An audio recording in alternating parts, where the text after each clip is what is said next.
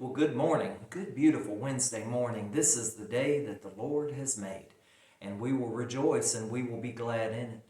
I'm so glad that you've been able to join me this morning for 2 verses of Scripture, continuing our look at the children of Israel as they cross through the Red Sea, and to think about where we are in the middle of this week and to point our faces toward a Bible-believing church on Sunday where we can go and we can be a blessing as well as be blessed. Today we're going to be back in Exodus 14.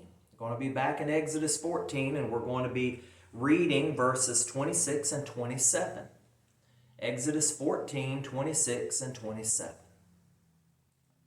says, "Then the Lord said to Moses, stretch out your hand over the sea, that the waters may come back upon the Egyptians on their chariots and on their horsemen. And Moses stretched out his hand over the sea, and when the morning appeared, the sea returned to its full depth, while the Egyptians were fleeing into it. So the Lord overthrew the Egyptians in the midst of the sea." So a very powerful thing going on here. We continue this look at the deliverance through the Red Sea. We know that there are walls of water, that there is a 30-foot wall of water on one side, a 30-foot wall of water on the other. We know that the children of Israel have gone through on dry ground. When we read the Hebrew, what we find out is that it has the idea that even their sandals didn't get wet, that they had no mud on the bottom of the clothes they wore. But then we find out that as the Egyptians went into the sea, that it is mired up because of a storm. Psalm 77 tells us that.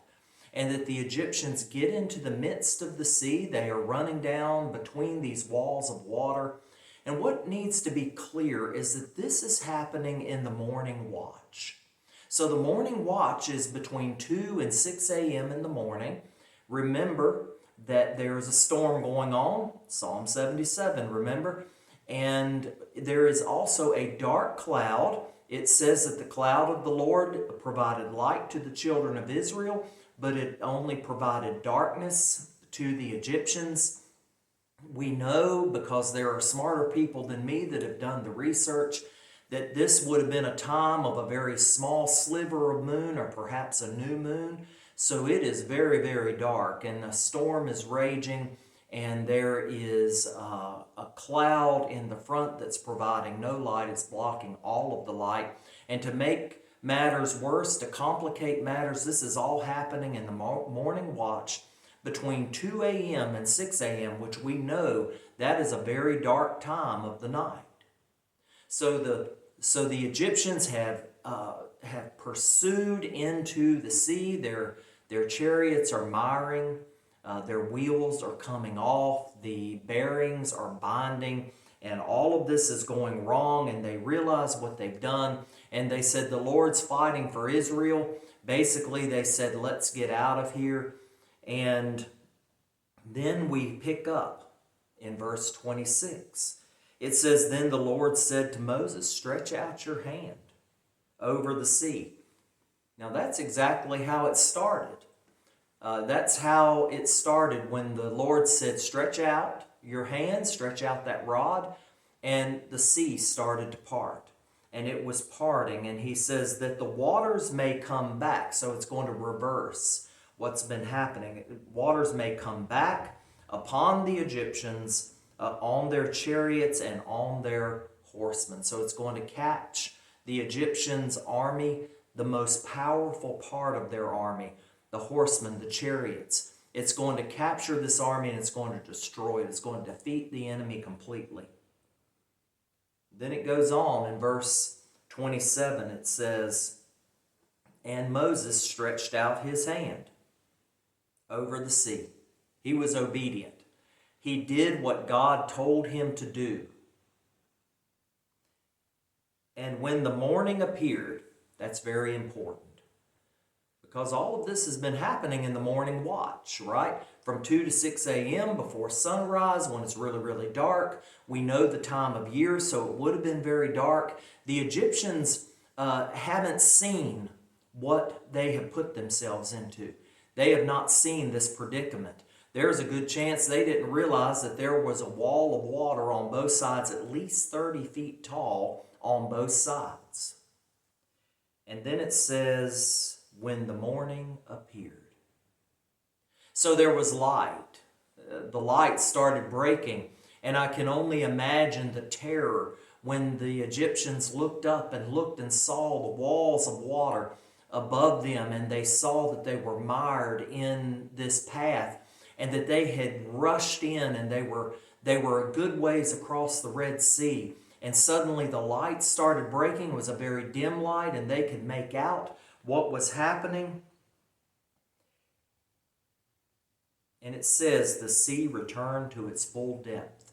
Now, when we read that, that doesn't mean that it easily flowed back in, that it trickled back in a little at a time, and it just sort of came up to their ankles and then to their knees. And no, that's not what this means.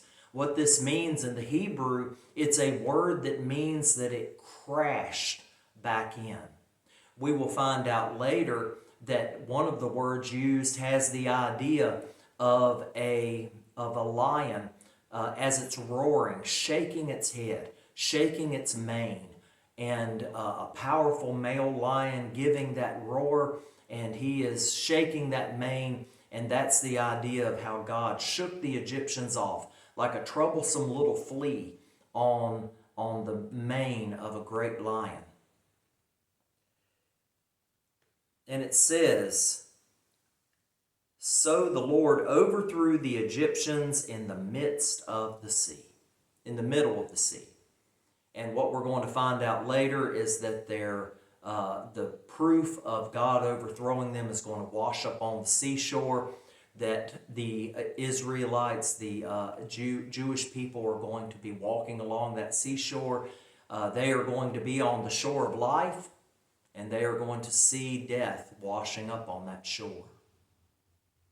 I want you to be encouraged today. This is such a powerful, powerful telling of what God can do for His people. I want you to know that God still does that for us today, that God makes a way for us, and He does not allow our enemies to pursue, that He keeps us safe, that He provides us life. And it should be a deep encouragement to us that we have that wonder of life, that we have Christ that is preparing a place for us, a mansion, a place for us to come, so that where He is, we might be also.